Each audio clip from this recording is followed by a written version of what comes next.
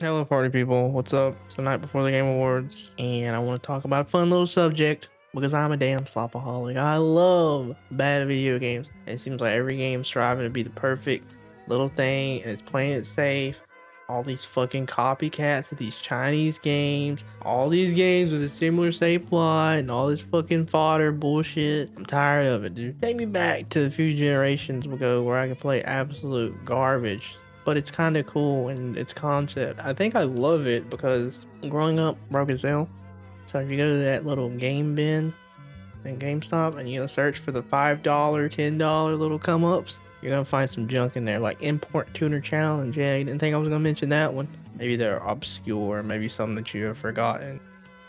What the hell do you think I'm gonna start with? Only one thing, baby. Freaky ass Need for Speed clone slash more like Juiced actually. Street Racer Syndicate. This is an ancient memory, and I realized the fact that, hey dude, you can get girlfriends on this game. But it's basically like Juiced. A lot of people say Need for Speed more, but honestly it plays just like Juiced. And most games just like this with the arcade racing style of this time frame were actually pretty good. I mean, most of them I really don't complain too much. I always have fun with most of them. Even like fucking LA Rush, Juice 2, Import 2 Challenge like I mentioned before. There's more that we can go down a rabbit hole. I'll probably link you a video where I remember a guy, he talks specifically about all these types of games for that time period. Street Racing Syndicate, dude. If you have not checked this game out, please check it out. It's really interesting. It's freaky ass racing. It's freaky ass Fast and Furious. It's freaking the Furious. It's freaking the Furious, dude. What a game. Next up on the chopping block, Disaster Day of Crisis.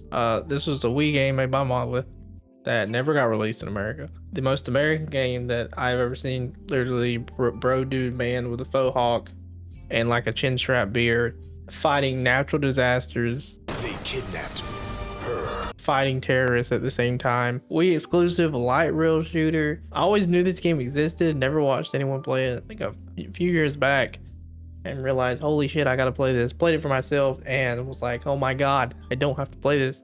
But I love it because the concept is so retarded, so stupid. Typical Japanese game that is such a decryption, the American stereotype. And funny enough, I remember this game having a news article regarding Reggie Fils-Aimé, and he was like, this shit ain't worth $50.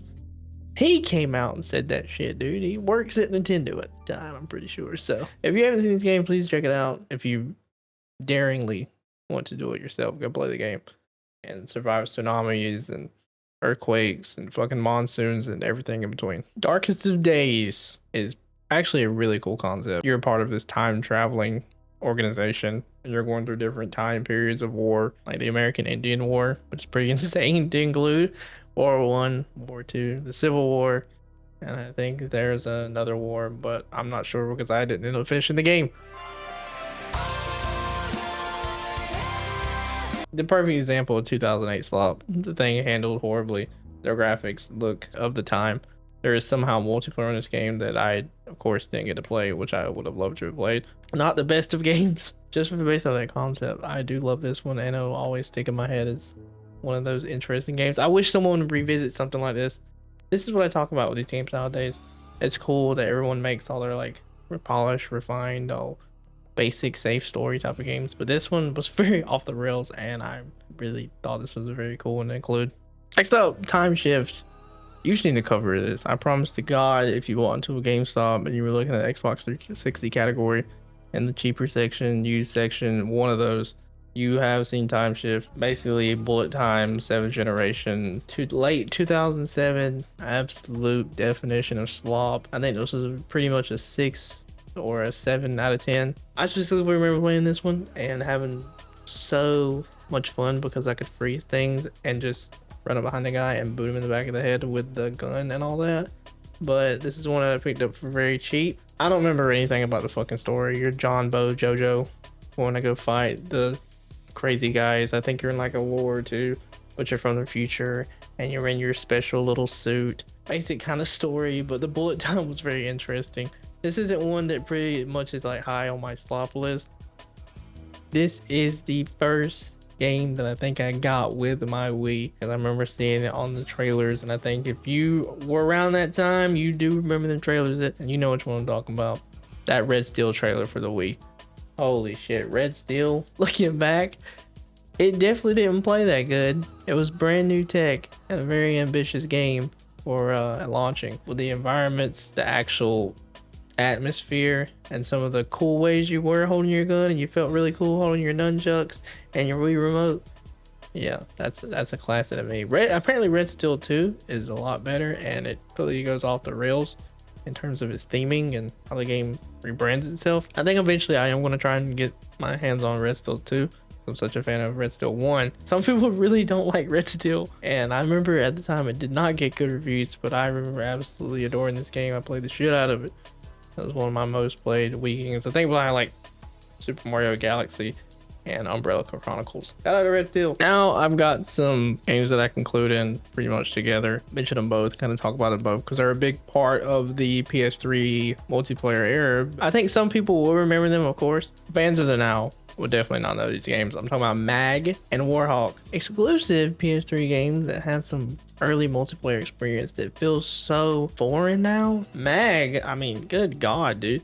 Squad based, 200 players at once on a PS3 with great teamwork, great maps, great shooting, and required the necessary skill to make it fun and make you want to come back and play it. Warhawk, massive battles with aerial combat, ground foot combat as well, featuring third person. Man, both these games are so sick, and it's very sad that we don't really have any continuation of these franchises, or maybe like I don't know, something. Mag's servers I think got shut down in 2014, which was literally only 4 years for such a cool game. Good that some people are keeping it alive. Area 51 and Black Site. Area 51. It's funny because I'm loving these games together, but they have nothing really in common. I guess I'll talk about Black Site because I remember Black Site more. Basic military bro dude 2007 shooter, man. Mutated aliens, you're working with scientists, you're in the army, big dramatic set pieces, the definition of slop. But I like it because I love the concept. I did finish this one. I played this back in the day, and I actually played this I think last year. Pretty much same thoughts really. I was like, I like the concept. I know what I'm in for. I know I'm playing the 2007 Slop Fest. Cool game, cool concept. If you like shooting aliens, go pick this one up. When you look into a Mantell soldier's eyes, all you see is the glory of battle. They are injected with nectar, Administering. boosting their fighting abilities to the ultimate extreme. They see what Mantell wants them to see.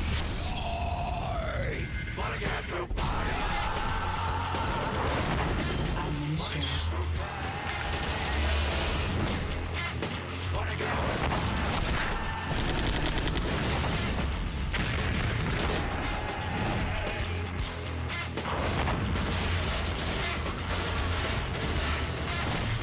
On May 22nd, fight the addiction. Haze. Holy shit, Haze, man. Military man Shane Carpenter drugged up off the nectar and yellow suits. PS3's Halo Killer. I played this bad boy on the fat PS3. This shit sucked then, and it sucks more now. But that concept and some of the lines in this game, you cannot deny Haze, brother. If we got Haze 2, I'd fucking lose my mind. I would lose my mind. Well, that would never happen. That would absolutely never happen. Someone would have to lose $1 billion. Someone would have to lose $1 billion in a bet, and that guy would have to be a specific niche fan and be like, hey, you gotta make Haze 2 now, or I'm gonna kill your fucking family, bitch. What's he gonna do? He's gonna say no, I can't make Haze 2. I can't make Haze 2. Bitch, you better make Haze 2. Give me my nectar back, brother. Give me that nectar back. Anyway, oh my god. If you've never heard of this game's an absolute meme. That yellow cover. Do you see the bottom of my screen right now? Do you see Jeff Keighley turning into Haze? Do you see the book right here? You know what? Hold on. Look. You think I'm fucking playing? Do you think I'm playing? Haze is real shit, dog. Haze is real shit. I just got so hazed out of my mind, I almost fucked up the entire recording. Anyway, dude, I don't need to talk more about Haze. Go look Haze up. Get the PS3 emulator. Go play Haze. What a horrible game, but I love Haze. Holy shit, I love Haze, dude.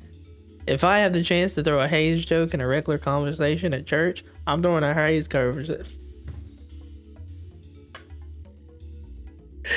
Shut the fuck up, idiot. Middle of the video, honorary mention, brink. I'm gonna say it 3 times. I ain't gonna talk about it like that. I'm gonna scar everybody. One of the first major failures, that shit had parkour, brother. And that shit sucked. I was like, oh, I'm gonna play a fucking Mirror's Edge first person shooter with objectives and stuff. Well, you get what you get. Thanks, guys. Brink. Dark Sector. Yeah, I'm throwing it out there, buddy. All my Warframers out there. This is your prequel from 2008. What? What's he talking about? What the hell's that guy talking about? The Warframe prequel that wanted to be Gears of War mixed with like Resident Evil, that had the worst 7th gen filter I've ever seen in my life. I don't remember seeing a color on the game, though I did like some things about it.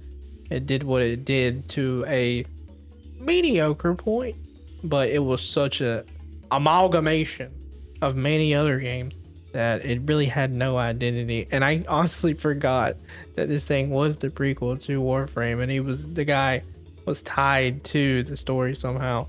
And I thought it was funny to mention. I think it's funny to bring up still. So yeah, guys, I don't want to hold you here too long, honestly. I just want to bring up a bunch of these games that always stick in my brain. There's plenty of more. It's like Ninja Blade, Dante's Inferno. I do add that in, even though it is the greatest God of War clone ever made. And apparently Dante's Inferno 2 was canceled and that game's never coming out, which is some of the saddest news that I've received over the last month, I think is when I read that. Lair, where you ride a dragon and somehow you have a combo meter as you ride a dragon.